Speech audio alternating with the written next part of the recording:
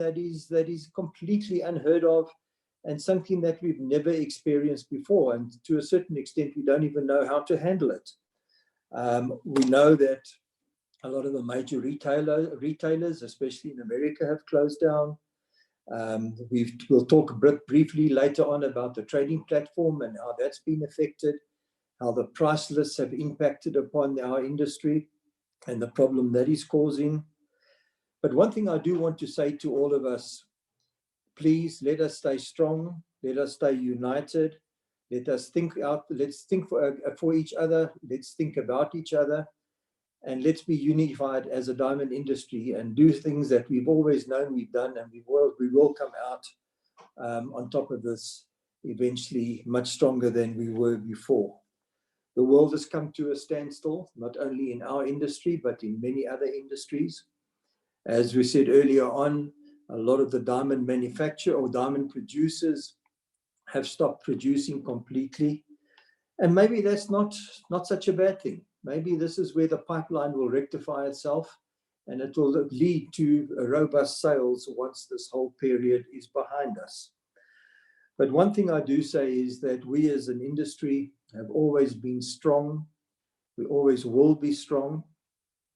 And what I do appeal to you is to please reach out into your communities and assist those who are not as privileged as us. I know we are in lockdown. I know we can't go out shopping, but at least we have food to eat. We have telephones where we can call our loved ones and can speak to our families. But please think about those that are not as privileged as we are and reach out to them. Having said that, I'd like to open up this webinar now to any of your questions, and I'll basically answer them as best I can.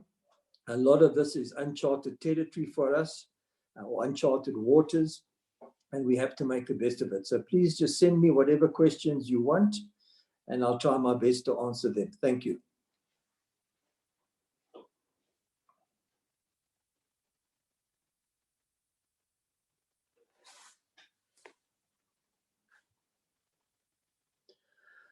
Okay, so we do have a question from Danielle Francis saying, when do we think the diamond trade will pick up again, especially since the luxury sector is the last to get lifted out of the season of crisis? Danielle, it's a very difficult one to answer, as I said earlier on. Hopefully, when this crisis is behind us, and we know now that America has become more infected and had more deaths than what China has had, and they are a market. So we're all looking towards the end of April for this to fire itself. But at this particular point in time, it's very, very difficult to answer. All I can say is let's just hang in there, let's try our best, and let's do what we can to come out on the other side. The next question from Henry M. What is the new WFTB website platform that is going to start soon? What is it going to be? Will it be related to price lists as well, or just a trading platform? Henry, yes, there are many, many trading platforms out there. So it's not a question of something new, but it's a question that we as a World Federation felt that we also needed to do something to assist our members in this particular time. It's just a trading platform at this particular point in time. It won't be related to any price lists. We're not even looking at the price list at this point in time. We're just trying to create an alternative for our members to trade their diamonds in and trade their diamonds effectively in. We're not saying they shouldn't go to any other platform. Obviously, the platforms will determine which ones our members will be using, but we hope that our platform will be strong enough and technically advanced enough that the members would find value in it. Daryl Francis again asked, are we entering a global recession or we are already in one? Daryl, again, I hope that we're not in one yet. A lot of people are talking about a global recession. Let's hope that this can be averted. I really can't answer that question at this particular point in time, although our economies of the world does not look all that great. But let's just hang in there and let's do our best to come out on the other side. A question from Ashish Kalra. Do we expect a further price slash after opening of lockdown? Again, Ashish, and a lot of the questions I'm trying to answer as best I can. It's very difficult to say. I know that one of the prominent price lists at the moment has frozen the prices until the beginning of May. I just think it's a question of let's have a look what happens. Let's play it by ear. The rough coming into the pipeline has been diminished, which is great because of the producers cutting back on production, which is a wonderful thing. So let's hope that the prices will still be robust by the time we get out of this recession. Shailesh Shah asks, now what happens?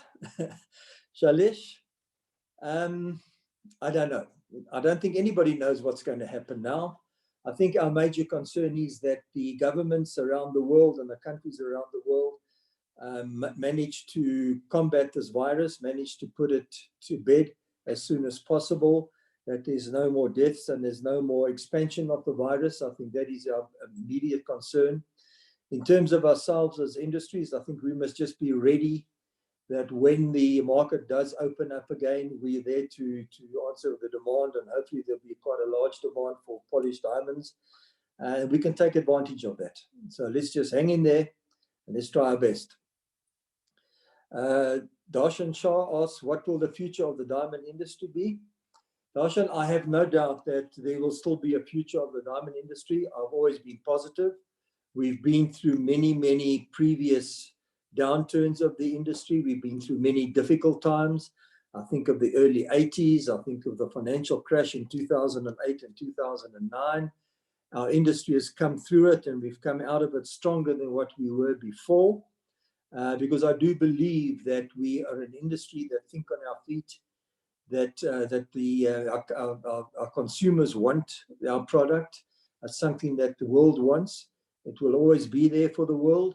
So yes, I think that we do have a great future. I'm in turn banking on this future because I put everything that I have in it into the future of this industry.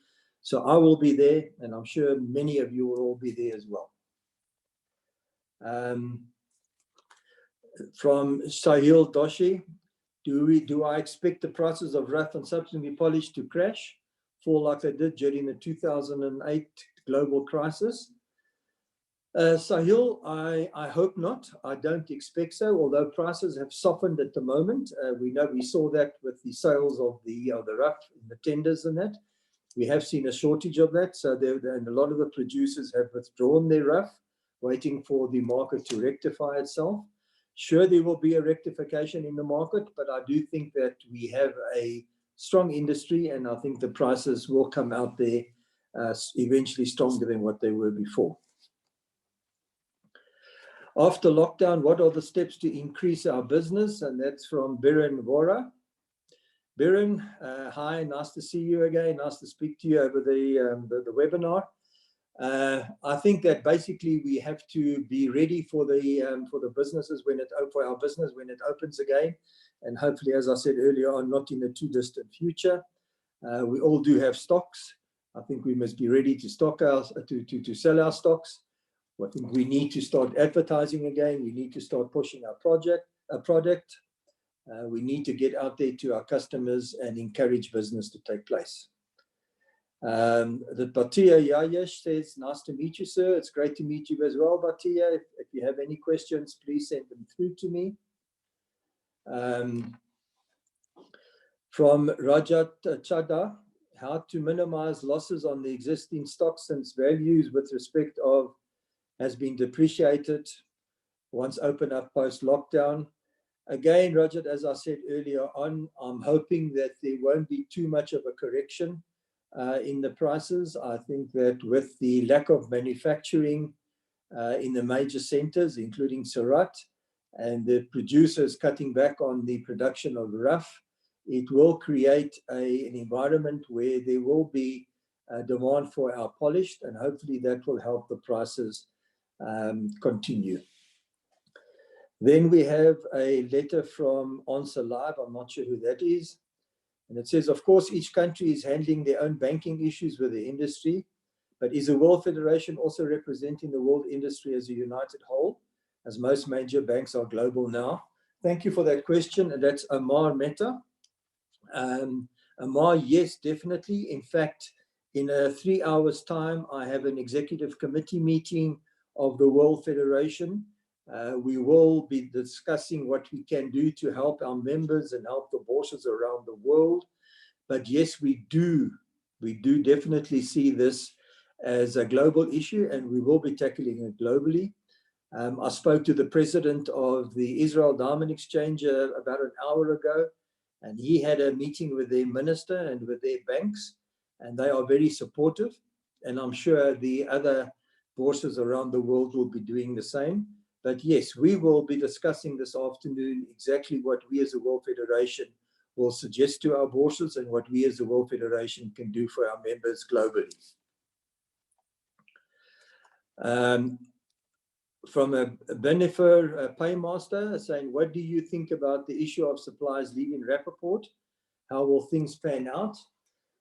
That's a good question. You know, I think at the end of the day, everyone who puts their goods on any platform whatsoever, whether it be Rapaport or Rapnet or another platform, that's their right and it's their privilege to do so. We obviously can't tell them what they must do and what they mustn't do. Each one must decide what is economically best for themselves. But I do think that there are quite a few platforms out there, and as I said, the WFTP is also looking at one, which I think is live at the moment. And we encouraged for our members and those out there to use the ones which is best suited to themselves. The next question is from Rainush Pujani. Is the platform free? Rainush, I don't think anything in life these days are free. There's obviously going to be a charge because we have to keep developing the platform. We have to advertise the platform.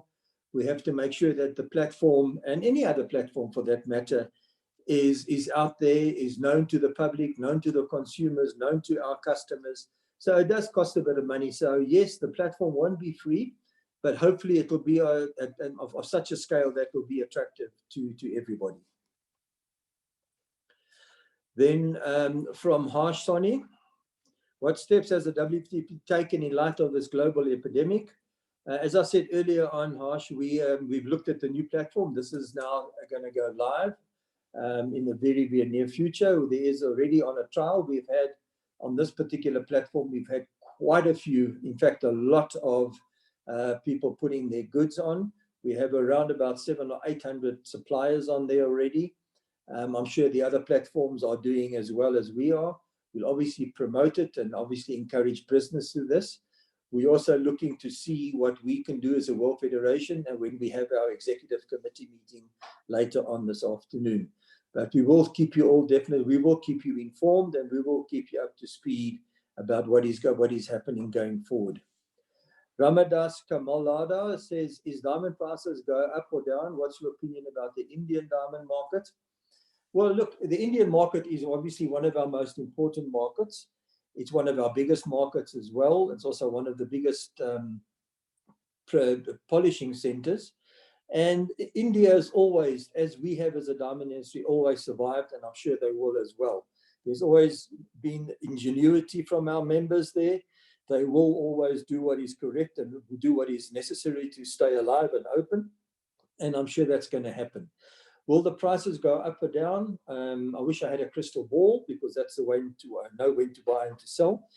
But yes, I think there will be a softening of prices, which is inevitable. We saw that in the rough. But again, I'm very confident that the prices will reach higher values than it was before. Then Sandeep Bandari says, is it fair to say that many countries are in recession and the data which lags will report significant falls in GDP? The question is, can a depression be avoided, which is a 50% fall? A recent survey of economists is 90% state a recession is already taking place and 20% indicating a depression is a possibility. Well, obviously, we're all hoping that there won't be a depression. We do know that a lot of the countries are in a bit of a recessionary period. Hopefully that when this virus ends, and we hope it's going to end soon, that we can rectify the losses that we've had, and we can rectify the percentage drops of the economy. We're all praying that there won't be a depression. I'm certainly hoping so, and I'm actually quite positive that we should avoid a depression. But I wish I had a crystal ball. It's very difficult to say, but I'm very positive about that. Then from Leah Jarish, what is next in rough diamonds? Well, that's a difficult question. What is next in rough diamonds? As I say, the producers have correctly so and wisely so cut back on production, which is the right thing to do. I think that once the markets have rectified themselves, the production will be maintained again, and that it will go back into what it was before. I'm optimistic that we will be having the same type of sales after the epidemic, and once everything has rectified itself than we've had before. Then there's from Harsh Chadesh. What about Rapnet? Well, there's nothing I can say about Rapnet. Rapnet is a going concern. Rapnet has been in the market for many, many, many years, as long as I can remember. Well, just after my time, because I started quite early in the diamond industry, but definitely while a lot of yourselves were in the business. And I'm sure it will be there for many years to come. In what form? I think everything will change. I'm not sure if Rapnet will change, but a lot of the other pricing structures are looking at how they can change. And if one doesn't change, then I think one will fall behind. So I can't predict what will happen to Rapnet, but I'm sure that Rapnet is taking cognizance of what's happening in the world today and making alternative moves. Next question from Kuriel Shah.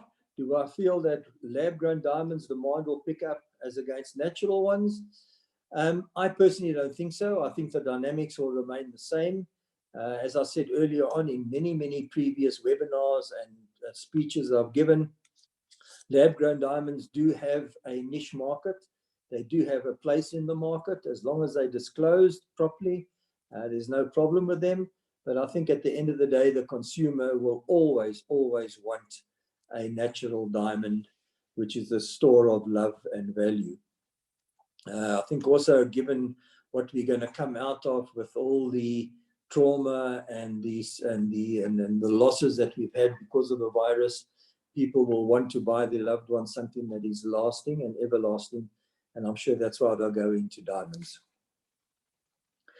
Next question is, will the period immediately after opening of lockdown be a good time to buy and invest in diamonds with a vision of 6 to 1 month in a year?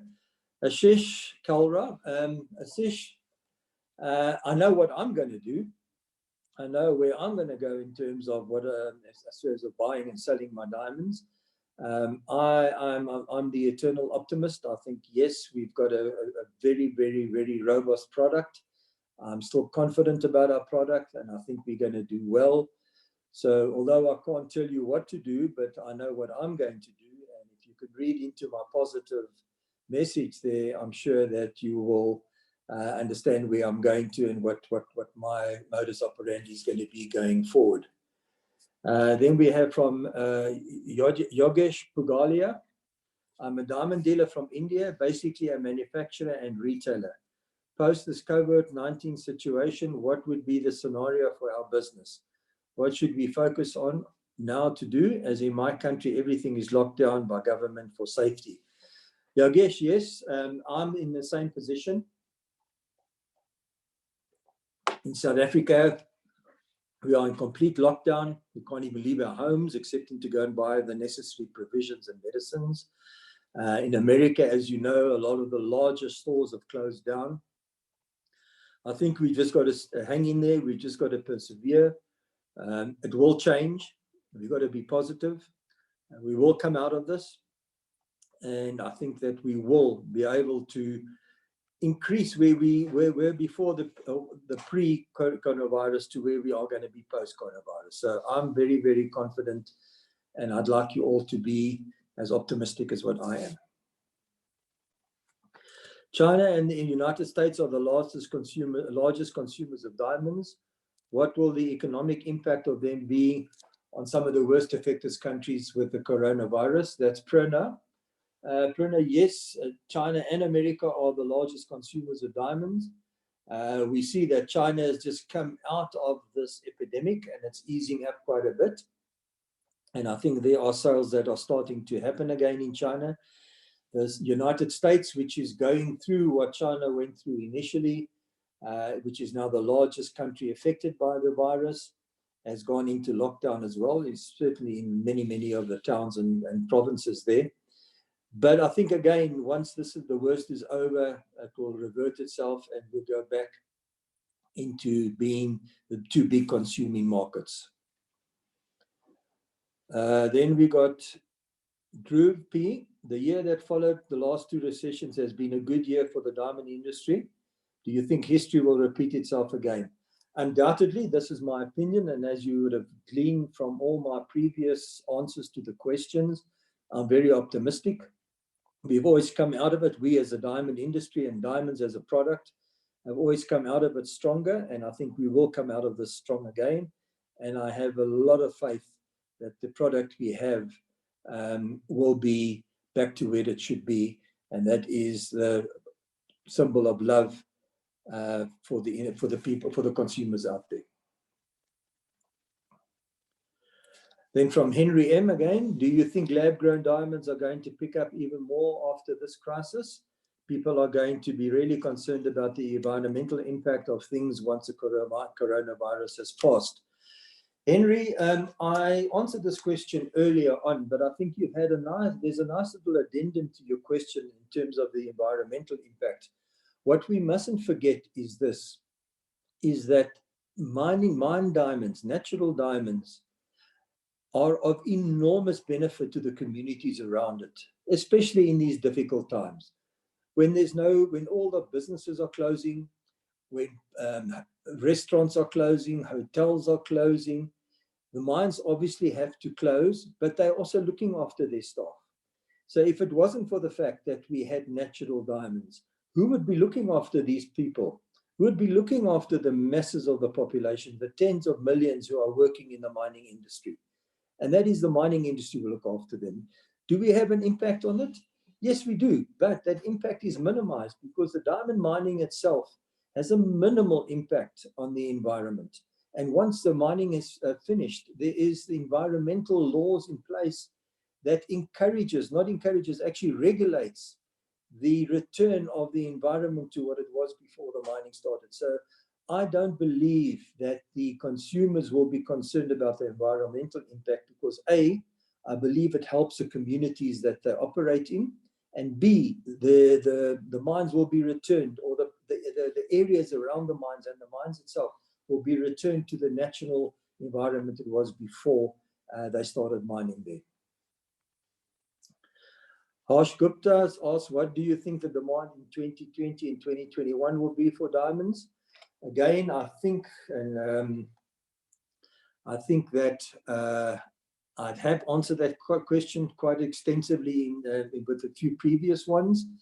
But I do believe that once we're over this virus, whenever that may be, and hopefully in the not too distant future, the demand will pick up. And I have very, very great expectations that the demand in 2021 will be pretty good for diamonds. Harsh Sony asks, what do you think of virtual diamond exhibitions? Harsh, I think it's a good idea. We have the one currently that is happening between the Israel diamond industry and the Antwerp diamond industry.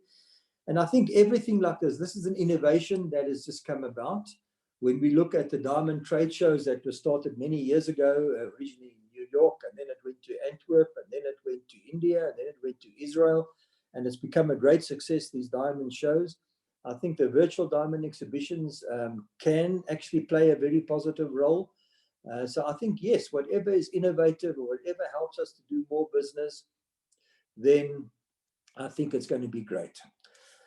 I have from Darshan Shah, is this the worst scenario than 2008? Harsh, I think in terms of the global health, yes, undoubtedly. I think the impact that it's had on the economies, yes, as well. But I think once we over the health crisis and we've successfully combated the coronavirus, I think our industry will go back stronger. And I think that we might not have seen as bad as we saw in 2008. So again, I'm very optimistic about this, and hopefully I'll be proven correct. Then from Kashyap Mehta, what is the long-term solution of the industry's dependency on the Rapaport price list? I know that WFTB has endorsed an alternative platform called Get Diamonds. What about other alternatives such as IDEX, Liquid Diamonds, VDP, and Polygon? Kashyap, at the end of the day, we must remember that each and every one of us has the right to choose whatever is best for his company or her company. And if Get Diamonds fulfills that function, then so be it. If IDEX has got the answer to our problems, so let's use IDEX or Liquid Diamonds or Polygon or VDB.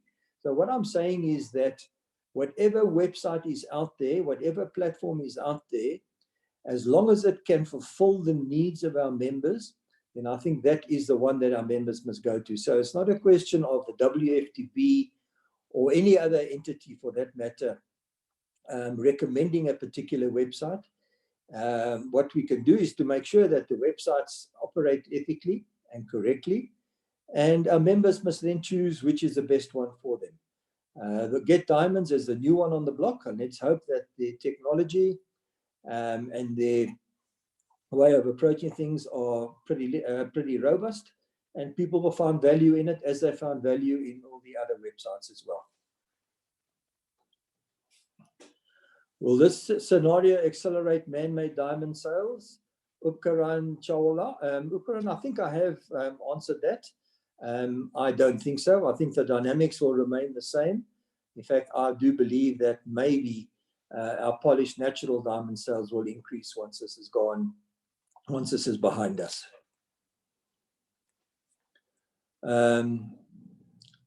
From Shatiria Jayesh, what is the future of polished diamonds because of Rapaport price list is down a percentage? Again, I'm very positive about polished diamonds. I'm very aggressive about it. I think that there is still a good future for polished diamonds. Yes, the price list went down. Whether it went down correctly or incorrectly, that is for each and every one of us to decide. But I do believe that there is still a huge future for polished diamonds, and polished diamonds will definitely come and take its place again and increase in value over and above what it has done now. How much will the pricing of polished diamonds be affected? That's from Stavan Sangvi. Again, Stavan, it's very difficult to say. We have seen that there have been some losses on the various price lists. But however, I do believe that the prices will still be robust. I think they'll still be strong once we come out of this. And I have no doubt that our industry will start to become very, very positive again in terms of sales, etc. From the Dhruv P, the losses faced by companies right now are going to be devastating. What can we do as an industry to mitigate some of the losses that may be faced? I think the most important thing here is, Dhruv, is that we must understand that we're in a crisis period. It's not only our industry, it's every other industry out there, from food manufacturers to luxury goods, to cars, to everything. Everyone is down at the moment. I think we just have to hang in there. I think we have to be positive. We have to ready ourselves so that when the market does open up again, we're there to take advantage of the market. We have to be optimistic in promoting our product. And we have to be optimistic, and we have to help our fellow man. So I think we have to really look at ourselves and see what we can do to help ourselves and help our others. And let's also help those people, as I said in the closing of my opening address, help those people who are less fortunate than what we are. From Herna Malani, what kind of jewelry design trends will prevail after this situation? Herna, unfortunately, I'm not in the jewelry business, but I would think that the trends that have been here now will continue. And hopefully there will be new trends that will create new sales, that will create new diamonds for new demand for our diamonds. But yeah, I wish I could have a crystal ball to see what the design trends will be. But unfortunately, I can't answer that any more than I have now. From Kashia Mehta, do you see diamonds as a store of value? Are investors ever going to look at diamonds as an alternate asset class? Again, yes, I do believe that we will see that. I do believe that investors, and there's quite a few of them out there, will still continue to be in that particular frame. We have seen what the precious metals have done, and I do believe that the diamonds long term will always maintain and increase in the value. Then from Prerna R, why doesn't the WFTB begin pricing of diamonds? It should be done by an entity, not a private individual. Do you see that happening anytime soon? Prerna, yeah, it's a very difficult question. We have been advised by our legal advisors on various continents that we as a World Federation should not be involved in a price list. That will be amount to anti-competitive actions. That will be a competitive price fixing, etc. We are still looking at getting in additional legal information or legal input about that. So it's a question I can't answer yet, but I can say this: at this particular point in time, no, we won't be looking at a price list. As I said, we have started the trading platform under Get Diamonds, and that's something that we will be promoting amongst all the other platforms. But we will get back to you, back to the industry in terms of what we can and what we can't do as far as price lists are concerned. From Harsh Sangvi, I too am concerned about the price game played by Mr. Martin. For example, Rapaport price 1 carat D was 27,000 in 2014. Right now it's 16,700. That's approximately 40% down. What do you think?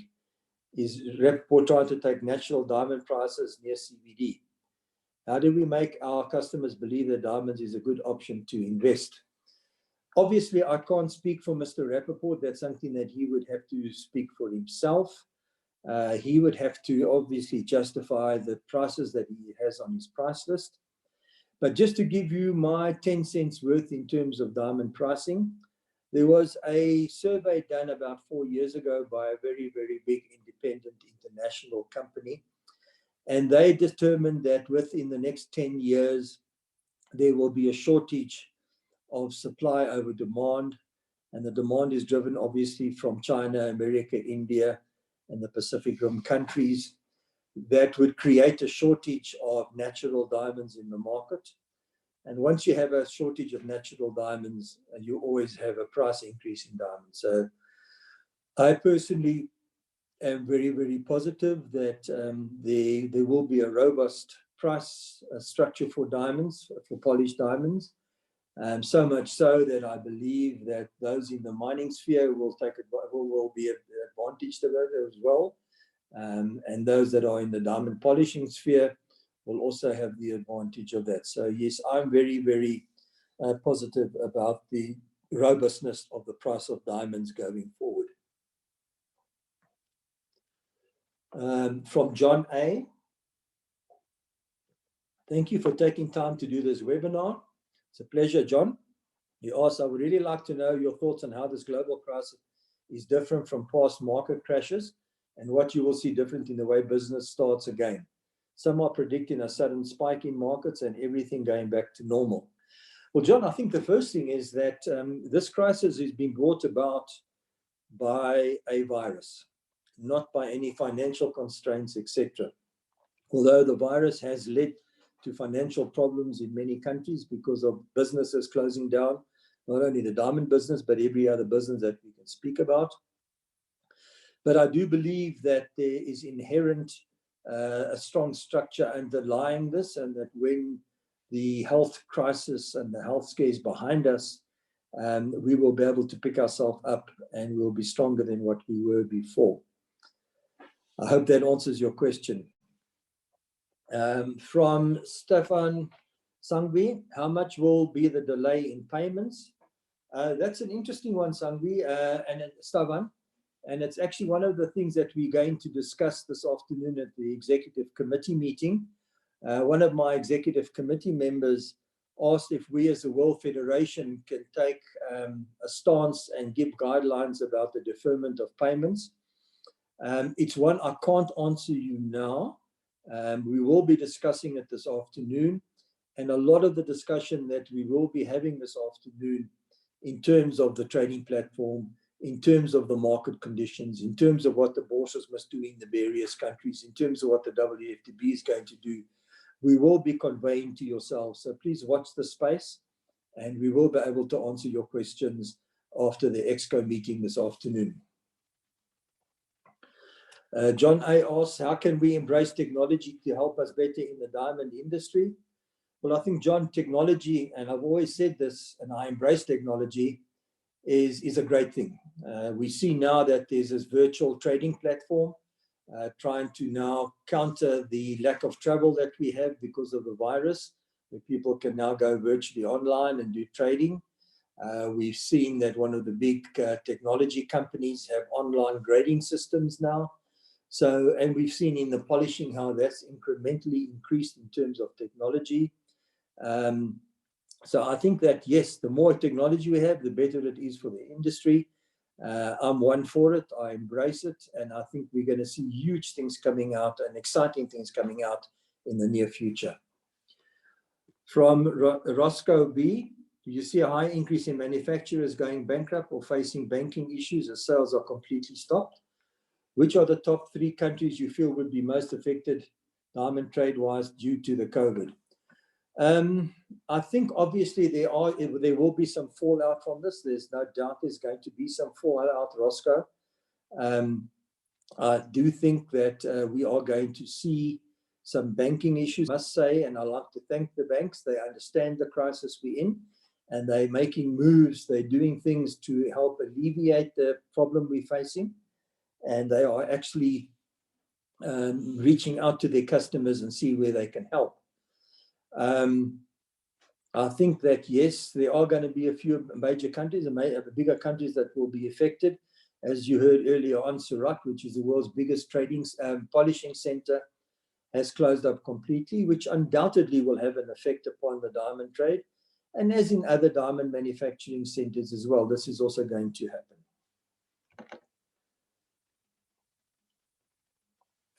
Rajat Chadla asked, will the WFTP have plans to come up with a new price sheet or a platform vis-a-vis RapNet? Rajat, I think I have answered that. We are not looking at a price sheet at this particular point in time. Legal advisors have advised us preliminary that we cannot bring out a price sheet. It's not to say that we can't or won't, but at this stage, we haven't made any decision about that as yet. There is a platform that has just come out, one of many, as I said earlier on. It's called the Get Diamonds. And if you want to have a look at that, go and have a look at it. It's GET Diamonds. Go and have a look at that platform and just see if it meets your needs. From Sahil Doshi, rough prices at the Petra mine tender on an average came down 24%. Will the other miners follow suit as per your experience? Sahil, I think what would happen is I think that a lot of the producers will withhold their stones now, unless they desperately have to sell because they need to pay staff and keep the overheads being paid. I know that Petra only sold a portion of their sales this year. I think they withdrew 50% for later sales. So maybe they were happy with getting the less 24% on those type of goods that they sold, and hoping for the market to change and better prices when they open the mines again. I do know a lot of the mines, De Beers, Alrosa, and a few of the bigger mines are on care and maintenance, which means that the mines are not in lockdown, but they are closed so as to protect the health of the workers. And hopefully once this coronavirus is finished, they will be up again, up and running in full production.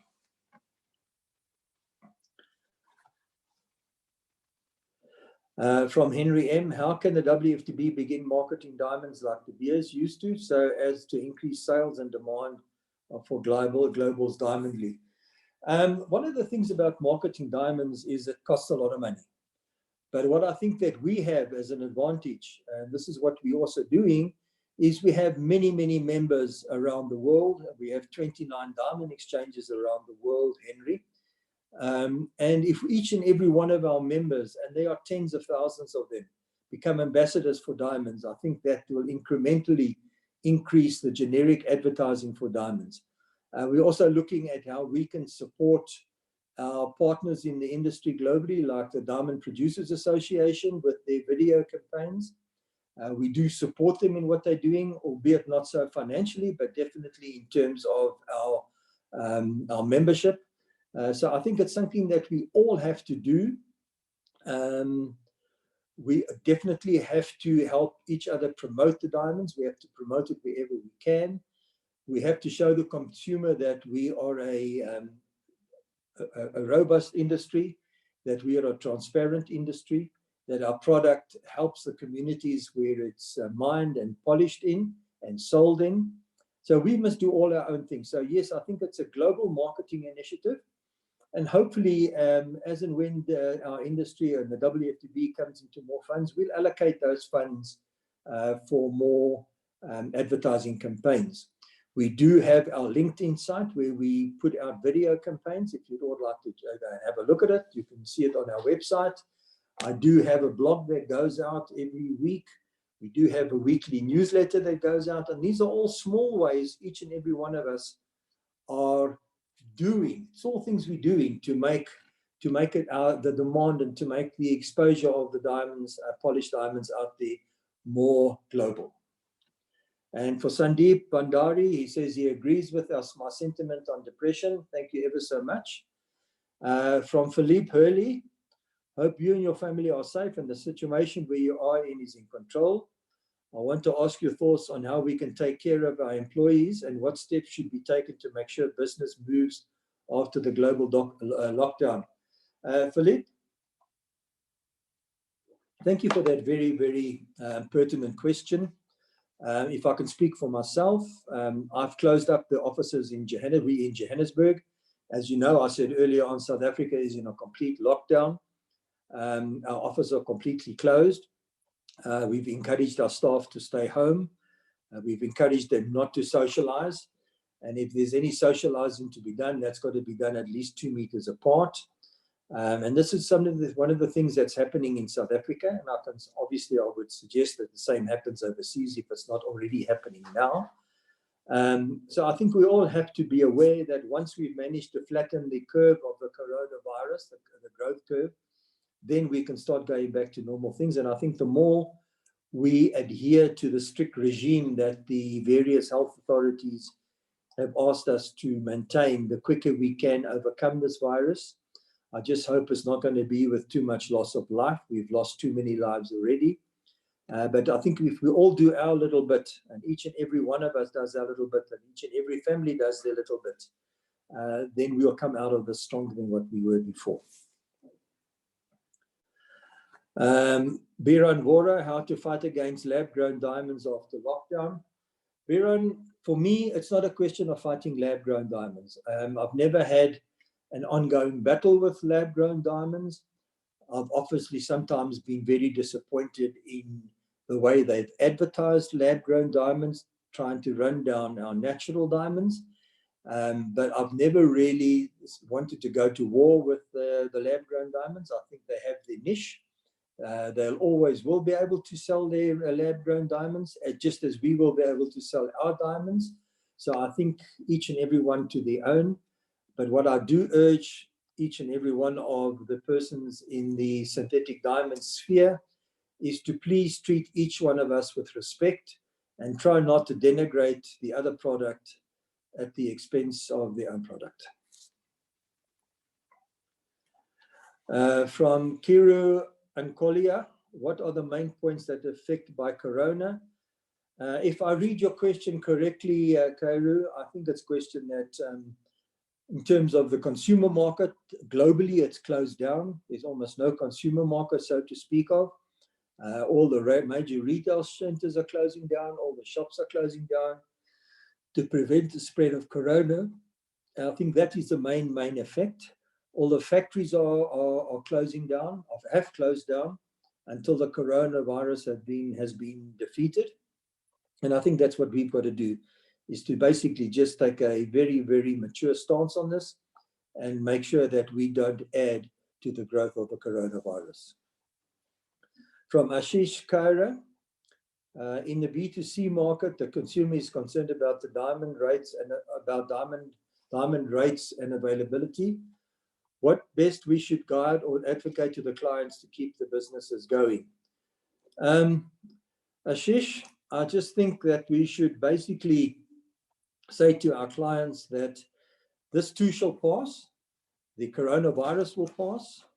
The markets are going to come back to what they were, although we wouldn't know exactly what time, but they will definitely come back to what they were.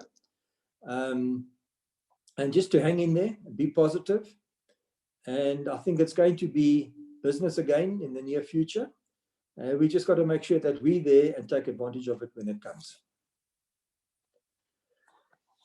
From Sahil Doshi, will this new trading platform launched by the Federation of Diamond Bourses also publish weekly price lists like Rapaport did? Or will diamonds now be traded on a price carat as opposed to discount point premium on the list? Sahil, first of all, at this stage, the World Federation has not launched the platform. It has been developed by a company in Israel, and we encourage people to use all the platforms, but to look at this one in particular. We will not publish a price list, as I said, for the reasons I said earlier on. That's legally we're not entitled to at this particular point in time. And the price per carat will obviously be as the market dictates on this particular platform. So I think have a look at it, go into it. You'll be hearing a lot more about the platform in the next days coming, in the next weeks. But please have a look at it and look at it with open mind and compare it to the other platforms and see how you find it. And please give us your feedback. The more we know about what you think about the platform, the more we can make sure that it fits into the parameters that you would need to support it. From Prerna, how does the WFTP help in the trade? What benefit do diamond traders get or can get from the WFTB? As a diamond trader, how can I connect with WFTB and take advantage of the different services provided? That's an excellent question, Prerna, and it's not a question that we haven't heard many times before. A lot of the members of the Bourses that belong to the WFTB often ask their Bourses, well, what do you do for us? What is the advantage of being a member? And then obviously by extrapolation, what is the advantage of being a member of the World Federation? All I can say is that if we didn't have diamond exchanges, diamond Bourses in your different countries, and if you didn't have the WFTB, how far worse off would we have been? If you look at the Kimberley process and how actively involved the WFTB has been with the Kimberley process since its inception, if you have a look at how we combated conflict diamonds from the inception in the early 2000s, if you look at how we're trying to reach out to the banks in terms of the bankability of our product, if you look how we speak to our partners, the producers, in terms of the rough production, in terms of advertising, etc., I think the industry would be far worse off if we didn't have entities like the WFTB there. And obviously the WFTB also looks at ways it can improve itself all the time. We don't just sit back and say, well, we've done this and this and this, and there's nothing further to be done. We're always looking at ways and means of improving the businesses of our members and the lives of our members by being innovative. And one of the reasons that we can do this is because we have an extremely robust communication system. We have our weekly newsletters that go out.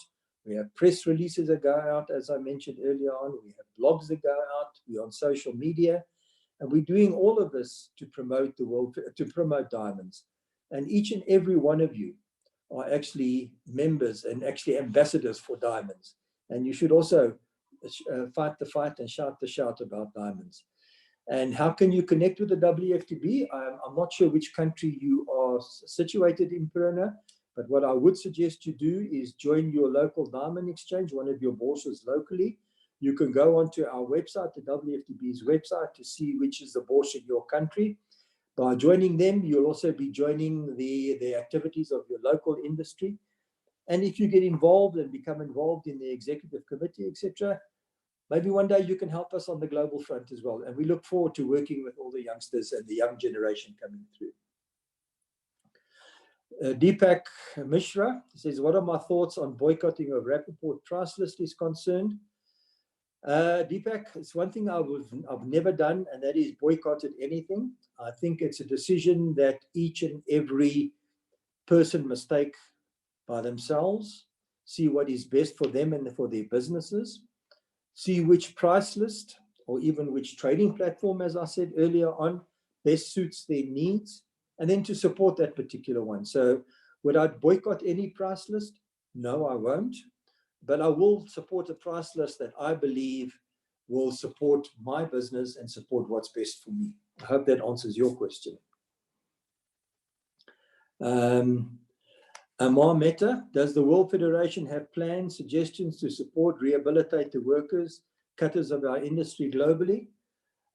Amar, unfortunately, we are on the downstream side of the, I think, after the polishing side, although we do play a very, very large role in corporate social responsibility, and that filters through to all the workers and the cutters. So if I look at my country in South Africa, yes, we do look to see how we can support our cutters.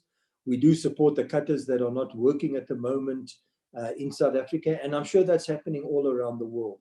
So yes, we are a very empathetic industry. We've always helped the underdogs, the underprivileged. I remember the times of the tsunami, how we went out, our members and our bosses went out and helped all the deprived communities after the tsunami. And the same thing is happening here. We're definitely helping all those that are in need of help and are not as privileged as what we are.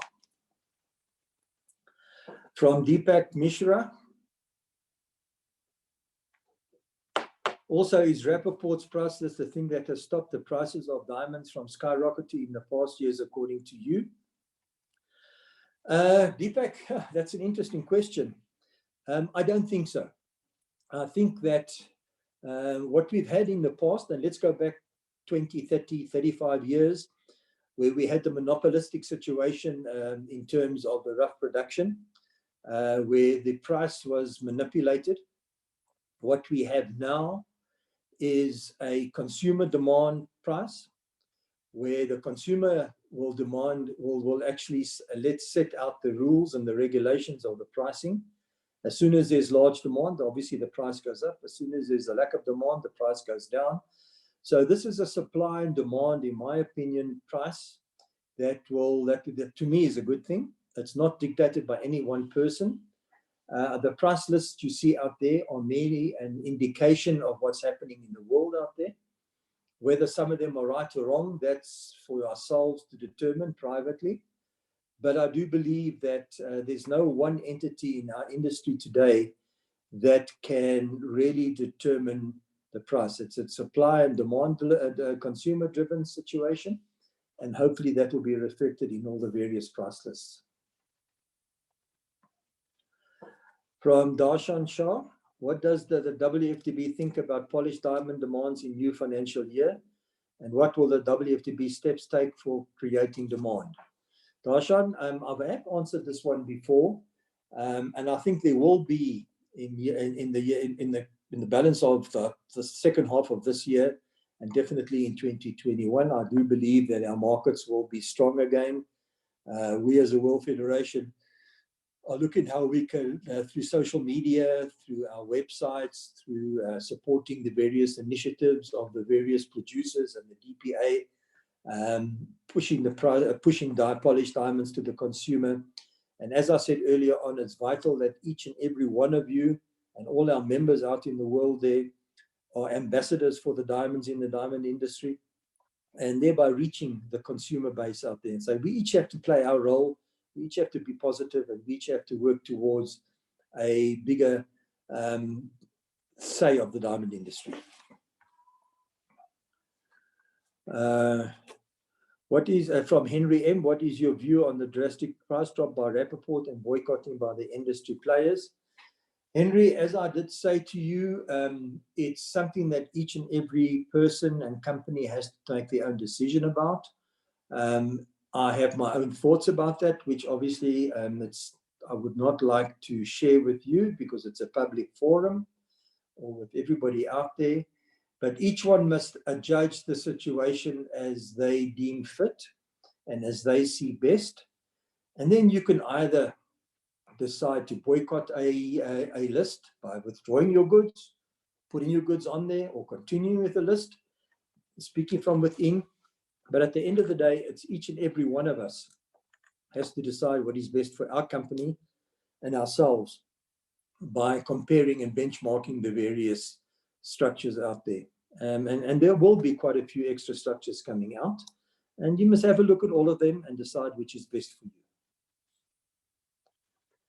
From Marco Pocatera, when you say that your prices will go higher than before, what do you mean? Before when? Polish prices are down more than 35% compared to a few years ago. This thanks to the wrong move of the industry to bring a commodization. It was what had been sold for years as a dream. Marco, it's an interesting one to answer. But as I said earlier on, I still firmly believe that the price of natural diamonds is going to go up. I believe that in years to come, there will be a shortage. And if there's a shortage, there will be a price increases. So I'm confident that the prices will go up. Up to what price is difficult to say now. But I do definitely believe that it will be stronger than what it has done in the past. From Batia Yayesh, if Martin Rapaport no change in price list, then what can in future? I'm trying to understand this question, Batia. But I think that what a lot of our members are saying is that we should use the price list that was published on the 6th of March, and then the discounts will flow out of that particular price list. So yes, I think we have to watch what we're going to pay. We have to watch the pricing very carefully. In future, yes, I think we will have more direction and more guidance. So let's just be patient. From Rahul Joshi, will the fancy color diamond market be the only one that maintains its prices in the coming months? The market for DTZ is going to take a huge hit. Yes, Rahul, the market has taken a bit of a hit. There's no doubt about that. But as I said in the past, I think it's going to rectify itself.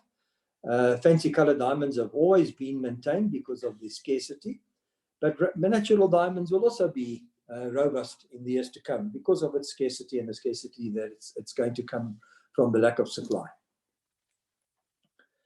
Then Yogesh Pugalia, I'm a diamond jeweler from India, basically a manufacturer and retailer.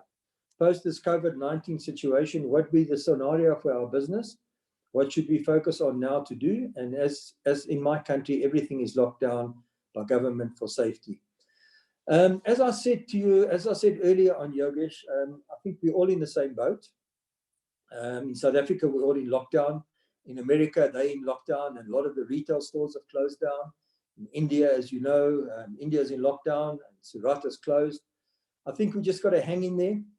I think we've got to focus on combating this coronavirus, saving our pennies, making sure that we come out on the other side when the virus flatlines, and the government gives us the all clear. So I think let's just do our bit to help each other, help the country we're in, help the industry we're in, and help those less fortunate than us. Batia, Jayesh again, what do you think about the diamond business in future? I think that there is a future in the business. I've staked my company, my future in the business. I'm going into the other aspects of the diamond industry, so I'm extremely positive. So all I can say is that I'm positive, and I hope that each and every one of you out there will be positive, and I believe in the future. I believe in the diamond industry. From Kesha Bhatta, with the current scenario, there are currently 0 sales and don't expect the market to boom immediately. Yet the expenses meter, including running salary bills, remains the same to be at 100% of what it was. How would one win the fight over and win over this scenario? Keshav, you hit a very, very sensitive point. You're 100% correct. As one is in business and we have no sales coming in, we have overheads that still have to be met. We have rentals that have to be paid. We have salaries that have to be paid. We want to look after our staff. I do think that all our governments are looking to help us there. They're trying to put ways and means in place to alleviate this the stress. There's definitely going to be problems going forward in terms of maintaining what is expected of us. But I think we just have to do our best for ourselves, our best for our businesses, and our best for our staff, and make sure we come out on the other side.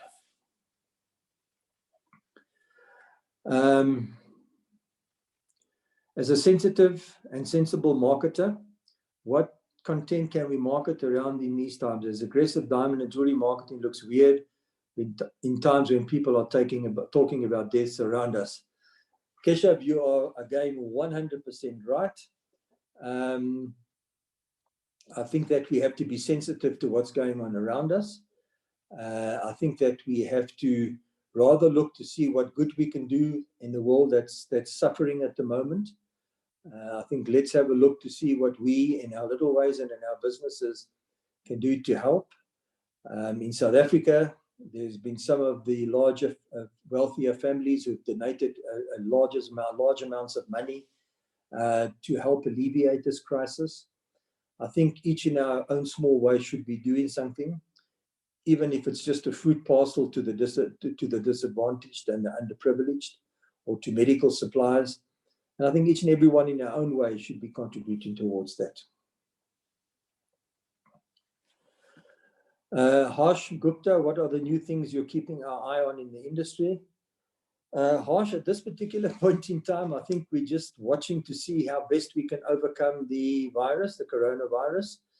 I think we're looking how best we can advise our members to overcome the tragedies that we're facing, and the setbacks that we're facing, and the difficulties we're facing. So we're looking to see what we can advise our members, how we can advise our members. And that's one of the reasons why we've called I've called the executive committee meeting this afternoon. To the futurist, it says the diamond industry going forward must invest in more communication, new emotional values for diamonds. The old mode was not working prior Corona. Now even more. We must join forces, create online communication campaigns and products for millenniums and the Generation Z. 100% right, Mr. Futurist. I concur with you 100%. We have to look at new ways of doing things. We have to look at social media and how we can use it to its fullest extent. We have to think out of the box. I totally buy into it. I'm sure you'll be getting my contact details when this webinar is finished. If you have any ideas that can be utilized, please feel free to send it to me. I would value each and every suggestion that comes along so that we can make sure our product will grow in years to come. From Jinal Parek, is once factories and trade reopen, what precautions can we take to safeguard ourselves and our employees? I think there we have to be guided by our governments, by our health departments. Our job and our expertise lies in the diamond field, either in the polishing, the producing, the selling, the jewelry manufacture. I think we have to make sure that we live in very hygienic conditions. I think that the social mixing is going to be an important function and how we do that. We know we don't shake hands anymore. We don't kiss one another anymore. We greet each other with the elbows, etc. So I think we will be guided by what the health departments in the various countries advise us to do. And all I can say is let's adhere to what they want us to do. Roscoe again, B. What is your view on rough pricing as lab-grown production is going up and also mines are either shutting down or reducing production? I don't think we can look at the two in the same context, Roscoe. With lab production going up, that automatically brings down the prices. We've seen how the prices of lab-grown diamonds has decreased substantially and astronomically in these last couple of years. I do believe that with the mines shutting down and reduction in production, if the supply picks up, it's going to actually be a boost for pricing. So the two, I don't think we must look at together. I think we have to look at them separately. In terms of laboratory diamonds, as I said earlier on, the more you produce, the cheaper it becomes. In terms of rough diamonds, as I said also earlier on, there's going to be a supply, an oversupply of demand, oversupply, and I think that will help boost prices in the long term. From Kashyap Mehta, precious metals such as gold have served as a risk mitigating asset during times of crisis. Do you see diamonds being seen by investors as an alternative asset class for investment? What do we need to make this possible? Yeah, what we have to understand is that precious metals, it's a gold and platinum. It's an easy, definable situation. You have a gold bar, a Dory bar. It's either 95, 96, or 98% pure. It has an international price, which is a fixed price. Whereas with diamonds, we have different categories of diamonds. We have different sizes of diamonds. Those are all factors that have to be taken into account. And I think that's why it's easy for the precious metals to become a store of value. Why it's a bit more difficult for diamonds to become a store of value because of its different categories that we have. But I think in time, yes, we will be in a position where diamonds will also be viewed in a different light.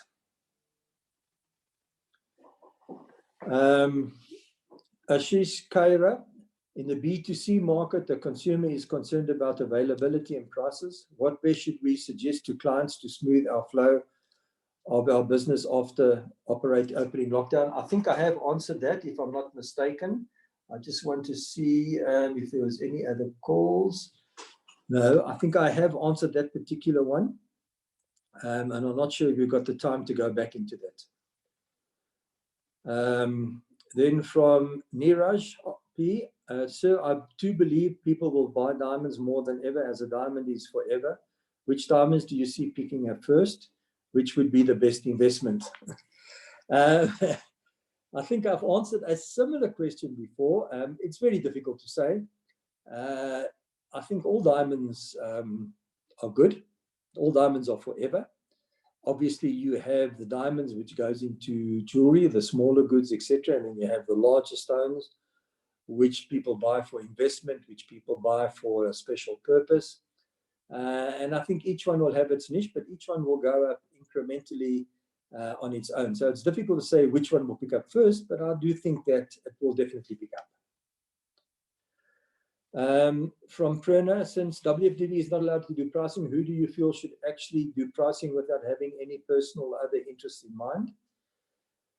Oh, okay, that's a very interesting one, Prerna. And it's actually a valid point. Because as the WFDB, as an independent trade body representing the interests of its members and being the largest trade body in the world, would theoretically be the best suited entity to house a price list. But as I said earlier on, the advice we've been given is that it will be anti-competitive and we could run into difficulties with the various law enforcement agencies around the world. But I do believe that, yes, each and every price list should be robust. It should be transparent. and it should be able to prove whatever it's putting out there. And hopefully this will be now taken further into account after we've gone through these difficult times in terms of prices reduction because of the virus. Benifer Paymaster, he's asking, is online grading foolproof? How can we convince buyers about the concept? That's an interesting one, Benifer. Speaking to the various labs, and I speak to them quite often, they all have automatic grading. They have all online grading systems, but they are not confident enough to put it out there as the beginning and the end, as the foolproof one. I know the new one that's just come out from the large analyzing company. They've said that the grading machine is pretty accurate. I'm sure time will tell. I'm sure that they have done their research. I will still like to see, the proof will be in the pudding for me, and I'd like to see a bit more of that in the market yet before I make a decision that it's foolproof. But yes, I do believe, and I do firmly believe, that inevitably we will have online grading systems. We will have a situation where, and I'm now looking into the future in my crystal ball, we will look we will have a contraption on our desk linked to our computer where you pop the diamond in, it will send it to a central locality, it will be automatically graded with artificial intelligence, and it will come back and it will give you a color and a purity and a grade. So I think that's going to happen. It's just a question of when. So it's not a question of when, it's just how soon.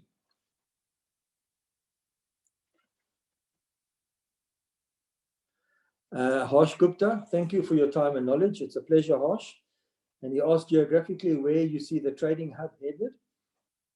Well, we do know that in terms of consumer demand, America is still the largest consumer of diamonds. But there has been quite a few analysts that have said that the future market is in China and India.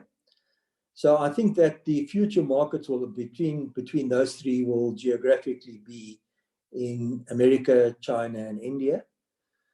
In terms of trading, we've seen how Antwerp is still the largest diamond trading center globally, but we've seen how Dubai has increased its percentage share over the years.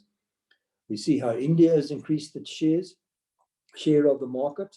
So I do believe amongst those that we see there, and Israel is there, America is still there as the biggest one. So to single out one particular bourse, I think is difficult. But I do see that the dynamics becoming really stable as we are now, with the current ones maintaining their presence. Not a question, but an observation from Sandeep Adari. You may wish to think about in answers. In all the previous crises, 2008, 1997, 1974, dot-com bust, etc., it was driven by financial market. SARS, 911, H1N1, all relatively short-term or confined to a region, and in the case of H1N1, severity on the system was low. There was significant room to drop interest rates by 400 to 500 basis points. This time the room was not there. Financial markets impacted in those crises. This time the real economy, manufacturing, production, less so. Fiscal policy is already reeling from 2008, but this time we have seen massive announcements not seen in any other previous crisis. In most of the previous crises or market disruption, there was well-coordinated actions. Leadership has been slow to react in a global manner. We have seen something, but it is wanting. The two leading powers, China and the US, appear to be showing the opposite. Thanks, Sandeep. I think what you are saying is extremely true, and we should obviously keep it in mind. But I think what you said in point 4, and I'll quote again, in most of the previous crises of market disruptions, there was well-coordinated actions. Leadership has been slow to react in a global manner in this one. I think so, it's true, because if you look at the previous ones, it was financial. And you could have a fairly long predictive situation where you could predict what was happening. In terms of what's happened now, I don't think anybody could have foreseen the speed with which the coronavirus has hit us globally. I think that its impact has been immense. It's been horrifying. It's been frightening. People are too scared to go out because they're scared they might catch it no matter where. So I think this is because of the suddenness of this has made it very difficult to react to it.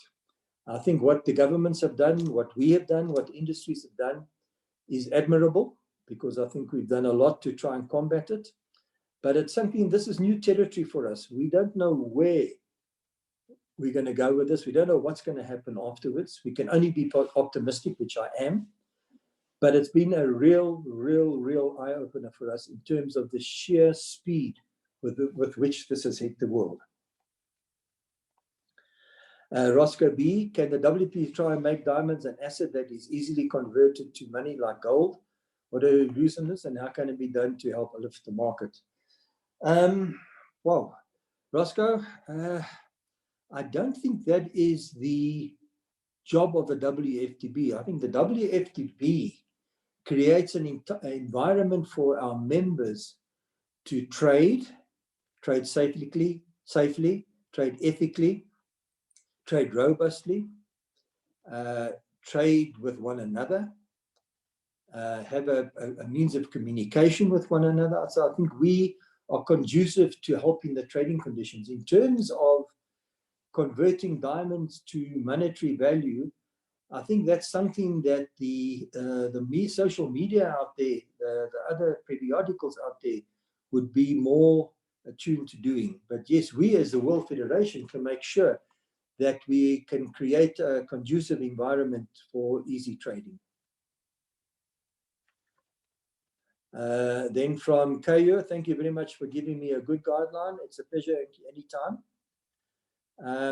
Ramadas Kamalada, is it right time to expand retail business in the UAE and the UAS? Please share global jewelry retail view.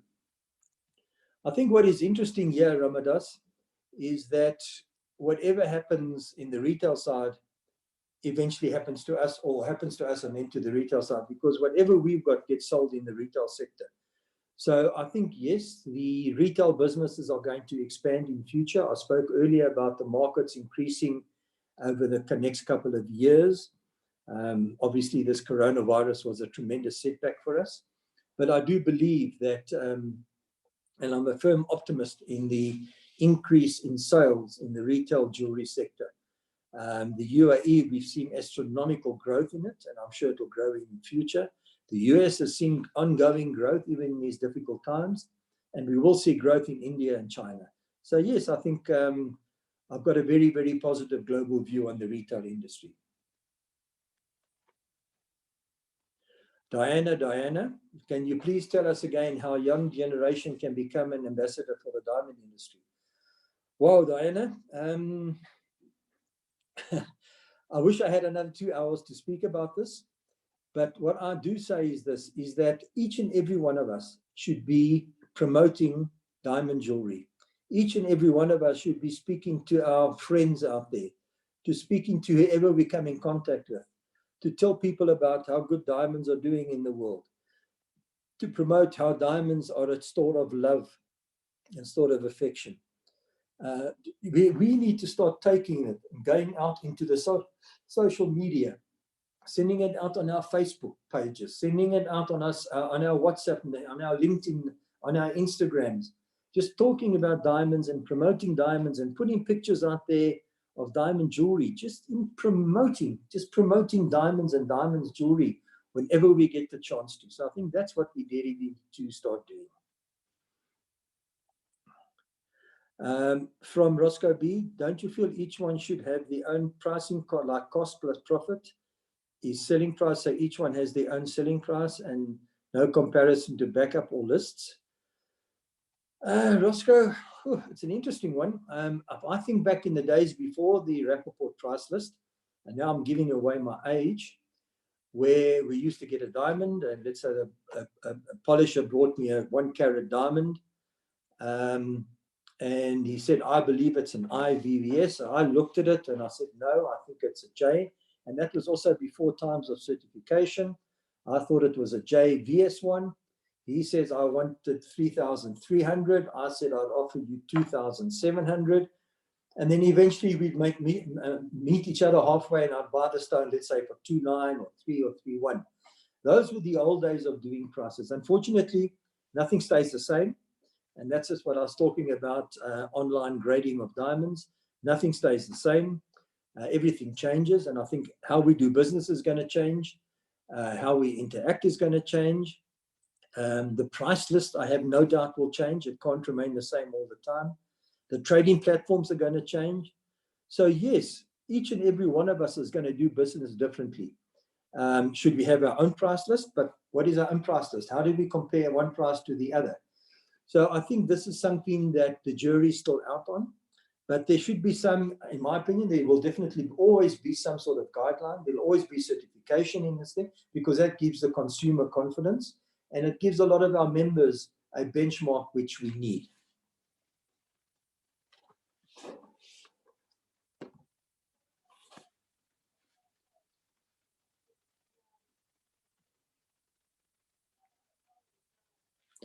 I have one here from Roscoe B again. Since innovation is the most important thing now, what is your view on creation of new cuts? And that could make consumers get enticed to buy diamonds. Well, I think that anything that's innovative, anything that's new is always a good thing. But I do believe that to entice our consumers to buy diamond jewelry, and let's call it diamond jewelry because that's ultimately what it derives at, we have to be innovative in how we send it out there, how we spread it out, and how we get the message out there. And I think, as again, I said, we're all ambassadors. And we as a World Federation do our best to put it in social media, to put it out there in the global world, and we'll continue to do so. And we will continue to support our producing partners as well. I think that comes to the end of the questions. I'd like to thank you all for for sending me through the questions. We've been going for about an hour and a half. I hope you found it worthwhile. If there's anything that you need from me, anything that you need to share with me, please send me a WhatsApp, please send me an email. I'm always at your disposal, and I'm always there to have a chat to you. Thank you very much. Have a lovely day. Stay healthy, stay safe to you and your families. Bye-bye. Thank you, Mr. Blom, for sharing your valuable time and expertise by providing us clarity about what the current situation has for us. We would also like to thank the audience for having an active participation throughout the session. We hope you enjoyed the session and use this knowledge to your advantage in your respective businesses. If you have any further questions, you can email it on info@gematlas.com, and we will forward the same to Mr. Blom. Thank you and have a good day, and please stay safe.